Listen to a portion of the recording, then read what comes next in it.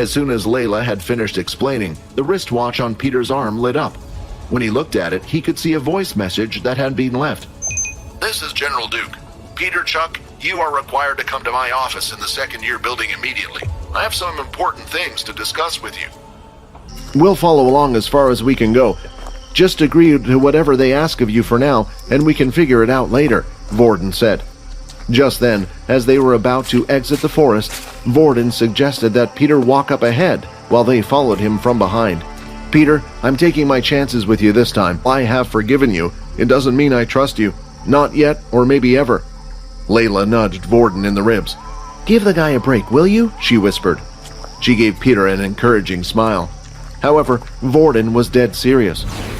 They had finally arrived at the second-year building. From this point on, Vorden and Layla could no longer follow. Peter entered the building and walked into Duke's office. Please, come and sit down, Peter, Duke said. It seems the two of us haven't been able to talk since the last task I had set for you. Duke then went under his desk and pulled out several books and placed them on the table.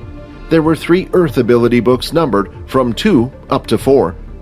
Although things didn't go quite according to plan, you still held up your end of the bargain, and I don't want to seem like a person who doesn't keep his promises, he said, smiling. If Peter didn't notice it before, he could notice it now. There was something sinister about Duke's smile. Just why was he trying so hard to get rid of Vorden in the first place? Peter thought. Isn't everyone on the same side to fight against the Dalki? Thank you, sir. Is there anything else you would like me to do? Peter asked. We have a visitor next week, and I'm going to need you to learn the Earth ability up to level 4. In a couple of weeks, come back and report to me. You're dismissed. Peter then bowed down to the general before leaving the room. Looks like I've been able to convert another one. In the end, everyone wants to be at the top, the Duke thought. As Peter left the room, he spotted Earl waiting just outside to be called in. What are you looking at, dog? He snapped back. Earl still hadn't recovered from what Vorden had done to him before the outing. Hearing those words and seeing Earl again, sudden images started to appear in his head. Unpleasant images. Very unpleasant. Hey, I know. Why don't you wait for me out back after this? I and the boys have a little surprise for you, Earl said. Whatever you say, Earl, Peter replied, secretly smiling on the inside. While the others were busy doing their own thing, Erin had eventually calmed down from it all. When she thought back to the image of the Dalki, her body started to shiver uncontrollably. Calm down, Erin. Deep breaths, she thought to herself.